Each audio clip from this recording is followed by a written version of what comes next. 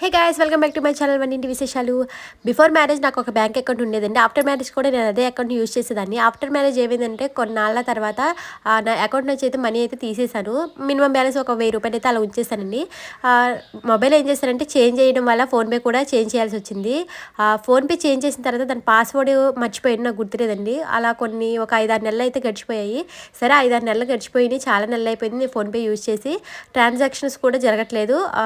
Account ఏమన్నా close అయిపోతుందేమో అని చెప్పి నేను ఏమన్నానంటే మా హస్బెండ్ని కొత్తగా పాస్వర్డ్ క్రియేట్ చేయండి అని చెప్పి అయితే అడిగాను. మా హస్బెండ్ కొత్తగా పాస్వర్డ్ క్రియేట్ చేశారు. సరే అని చెప్పి నేనైతే ఫోన్పే ఓపెన్ చేశాను. నేను దాంట్లో అయితే ఫస్ట్ మినిమం బ్యాలెన్స్ 1000 రూపీస్ ఉంచే దాన్ని అయితే నేను పక్కన పెట్టానండి. కొన్ని నెలల తర్వాత మళ్ళీ ఓపెన్ చేసి చూస్తే నేనే బ్యాంక్కి అయితే 150 రూపీస్ అప్పుగా ఉన్నానని చెప్పి మైనస్ బ్యాలెన్స్ చూపించింది. నా దమ్మ అయితే తిరిగిపోయింది. అసలు నార్మల్ మైండ్ బ్లాక్ అవ్వలేదు నాకు.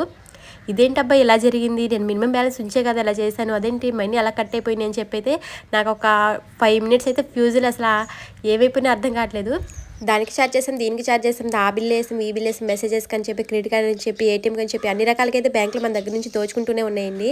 మనం డబ్బులు దాచుకోవాలంటే మనకు ఓన్లీ ఉన్న ఆప్షన్ బ్యాంక్ అయితే కాదు, చాలా రకాల ఆప్షన్సే ఉన్నాయి. నా ఉద్దేశంలో అయితే బ్యాంకుల కన్నా సరే మనీ దాచుకోవాలి అనుకున్నట్లయితే పోస్ట్ ఆఫీస్ని ఏమన్నా నా ఉద్దేశం అండి.